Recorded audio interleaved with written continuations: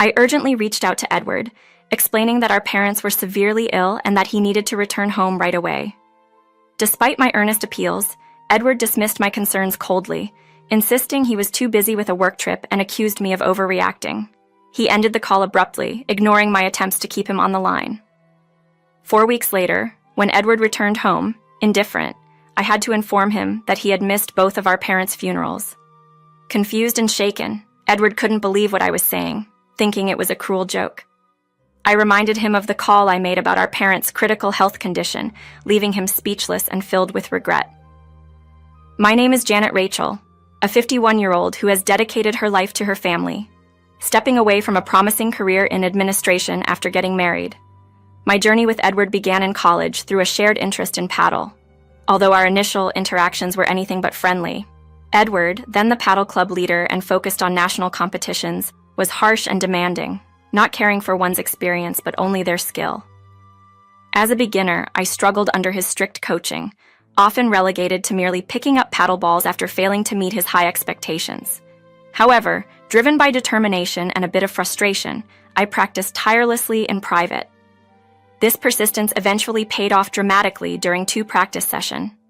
To everyone's surprise, including Edward's, I returned one of his challenging serves with skill, earning his respect and admiration for the first time. That moment of success on the paddle court sparked a change in our relationship, transforming initial animosity into a bond that would later blossom into something deeper. After that pivotal moment on the paddle court, my feelings for Edward transformed into something much deeper. Despite Edward's continued strict demeanor and the rigorous training sessions, I found myself completely smitten with him. Our relationship took a significant turn during 3 of our monthly group gatherings. It was after one of these social nights, while walking home together, that Edward unexpectedly opened up about his feelings for me. He admitted he had fallen for me and expressed a desire for us to be together. I was surprised, as Edward had never shown any direct affection towards me before, but I was also elated because I harbored feelings for him as well. I eagerly accepted his feelings, and we decided to start a relationship. Edward suggested we keep our relationship a secret from our club members to avoid any impact on team dynamics. I was so deeply in love at the time that I didn't mind the secrecy. Being with Edward was all that mattered to me. Our relationship endured beyond college, leading to marriage when I was 23. At Edward's behest, I left my job, committing myself to be by his side forever. I was completely enamored, lost in dreams of a bright future together. 25 years have since passed since we got married. The early days were filled with excitement, frequent dates, and a strong sense of closeness. However, as the years went by, our life together settled into a more predictable routine. My attention to personal style and appearance has relaxed significantly compared to my 20s. Back then, I was all about fashion, meticulously choosing outfits and applying makeup for every date with Edward. Now, my wardrobe preference leans towards comfort, favoring loose, elastic-waisted skirts over anything more restrictive. As a homemaker who seldom interacts with people outside our home, I've embraced a more natural look, rarely wearing makeup. Reflecting on these changes, I can't help but notice how different I look compared to my younger self. I was quite slim back in the day, but time has brought changes to my physique as well. I've gained weight, and my appearance now aligns more with the before photos in weight loss advertisements. This shift in how I look might be contributing to the routine nature of our relationship, and I sense that Edward's perception of me has evolved from seeing me as his partner to something more akin to a maternal figure in his life. He even makes lighthearted comments, asking for coffee in a way that suggests I'm more of a caretaker than his wife. This transformation in our dynamic has been gradual, marking a significant evolution in our relationship from those early days of passionate love and shared ambitions. My husband's parents live close to us, just a 20-minute walk away, in their own apartment. They're genuinely kind people, always looking out for me, which has made me eager to support them in return. As such, I find myself visiting them quite frequently. However, their health has started to deteriorate lately. My father-in-law has been fighting a serious illness, and the doctors have informed us that there isn't much more they can do for him. With a heavy heart, he expressed a wish to spend his remaining days at home, leading to his discharge from the hospital to receive palliative care in the comfort of his own house. Caring for him has been a huge strain on my mother-in-law, who appears increasingly worn out and burdened by the situation. As someone who doesn't work outside the home, I've been assisting them nearly every day. Despite this, the full responsibility my mother-in-law bears is evident, and it's visibly taking its toll on her. On one occasion, she asked me if I could spend the night to help, her voice filled with hope. However, I had to decline because Edward, my husband, expects me to be home at night. My refusal left her disheartened, her disappointment palpable. Edward has a commanding presence and prefers not to involve himself in household chores, expecting meals ready and the house in order upon his return each evening. Leftovers are not an option for him, and any deviation from his expectations often leads to a severe reaction. There was a day I arrived home late from helping my father-in-law, only to be met with Edward's anger, prioritizing his needs over those of his own father. I remained silent, knowing that any attempt to argue would only escalate the situation. This dynamic has left me feeling trapped. As a homemaker, I feel a deep sense of guilt for not being able to stand up to Edward or adequately support my mother-in-law during such a difficult time. Edward's behavior has been increasingly erratic, often returning home late without notice, sometimes visibly intoxicated. His justification for his actions is always the same. It's his money to spend as he pleases. This pattern has left me feeling isolated and overwhelmed, caught between my duties as a wife and my desire to support my ailing in-laws. Despite my role as a homemaker, I found Edward's expectations for me to simply comply with his demands difficult to accept. His frequent nights out were becoming a concern, not just for me, but potentially for the families of those he was with. Edward, with his authoritative role at work, often took advantage of his position to coerce colleagues into socializing outside of office hours. He boasted about always going out with the same coworker, a man who lived alone and was single, claiming this colleague was always eager for the company and drinks. Faced with this situation, I tried to suggest a compromise to Edward, asking if he could inform me ahead of time about his plans. I wanted to be able to support his parents more effectively, especially given his father's deteriorating health and his mother's increasing stress. However, Edward dismissed my concerns with a laugh, insisting his outings were spontaneous and that his mother could manage on her own. He prioritized his needs over everything else, even going as far as to hurry me along with household tasks without regard for my feelings. Then, unexpectedly, Edward announced he was planning a 3-week trip to Thailand, leaving me shocked and full of questions. He had taken the initiative to request time off work and had even considered what he'd like to do and eat there. When I inquired about the sudden trip and mentioned that I didn't have a passport, he indifferently noted that it wasn't necessary since I wouldn't be joining him. This was surprising, especially since we hadn't even gone on a proper honeymoon due to his usual stance on saving money. Curious and concerned, I asked who he would be traveling with, given his past reluctance to spend on leisure activities, even for day trips with me. Edward's response was curt, stating he was going with a coworker and quickly shifting the conversation to demand dinner.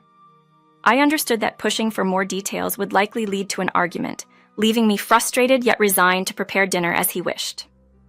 On the day of his departure, Edward left early in the morning, marking the start of his trip without further discussion. By noon, I was left to reflect on the dynamics of our relationship, recognizing the challenges of communicating my needs and concerns within the constraints imposed by Edward's expectations and behavior.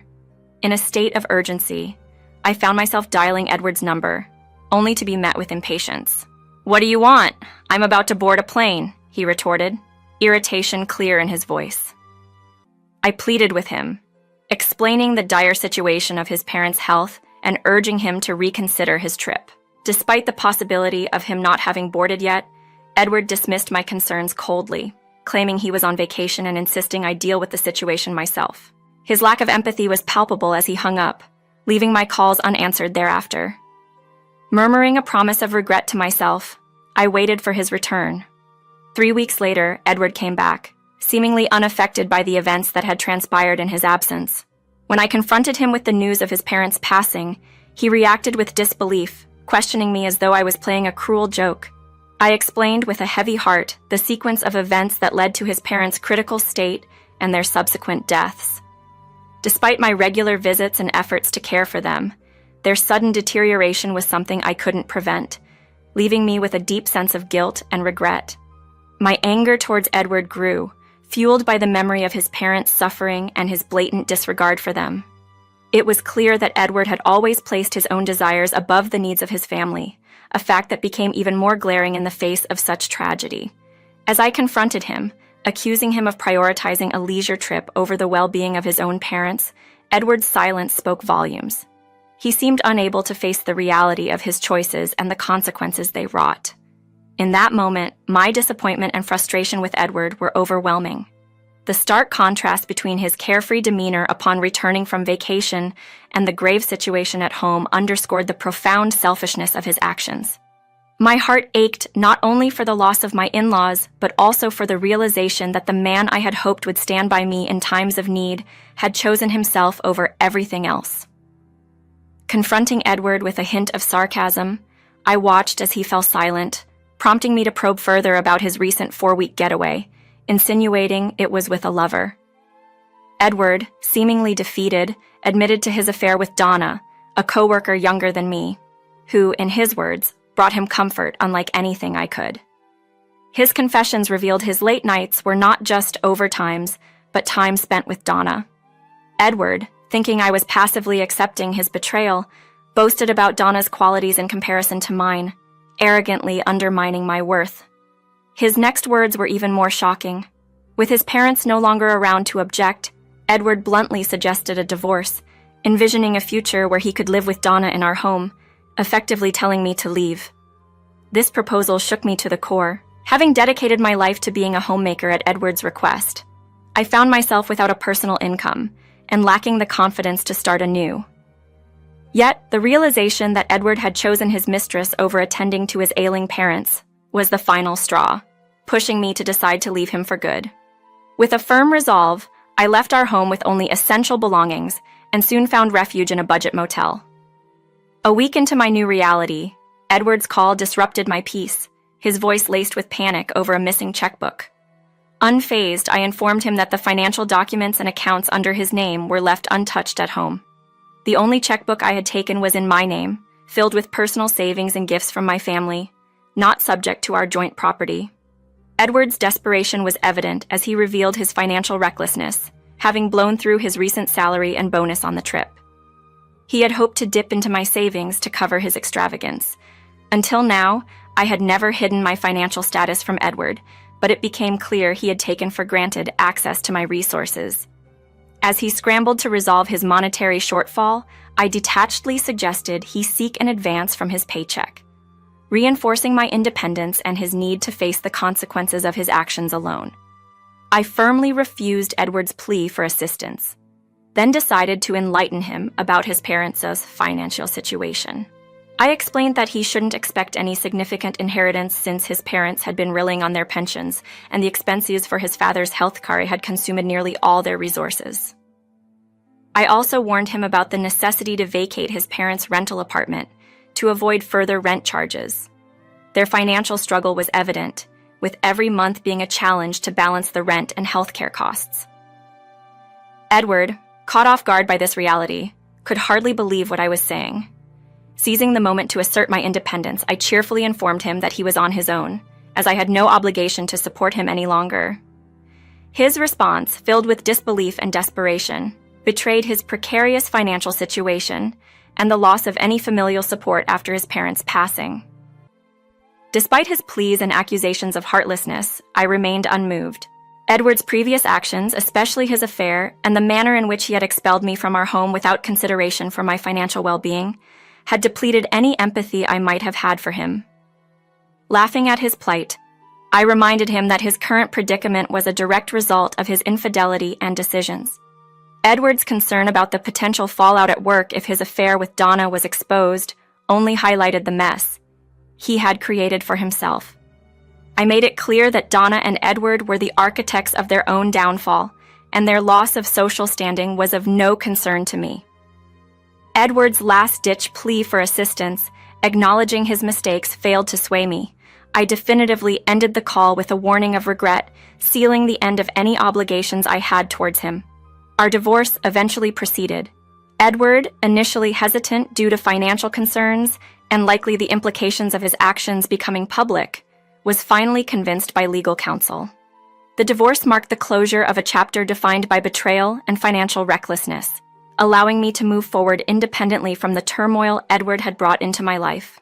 I took the decisive step of hiring a lawyer and finalized the divorce papers, marking the end of my marriage with Edward.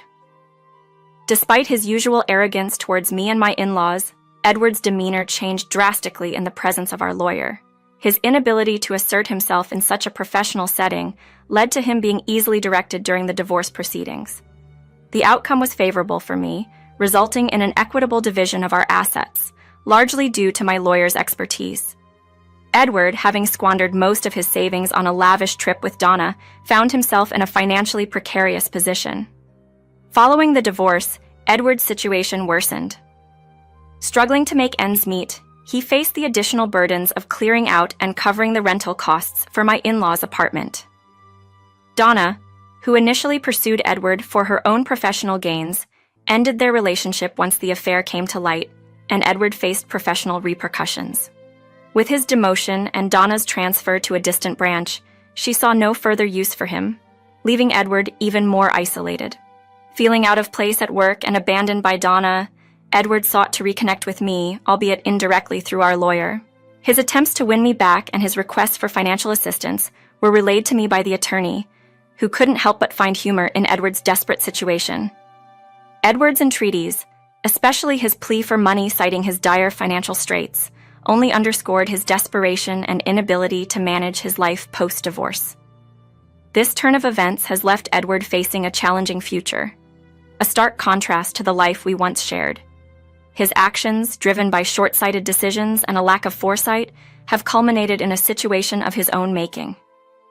As for me, the clear communication from my attorney regarding Edward's requests only reaffirmed my decision to move on from this chapter of my life, looking forward to a future unburdened by Edward's mistakes.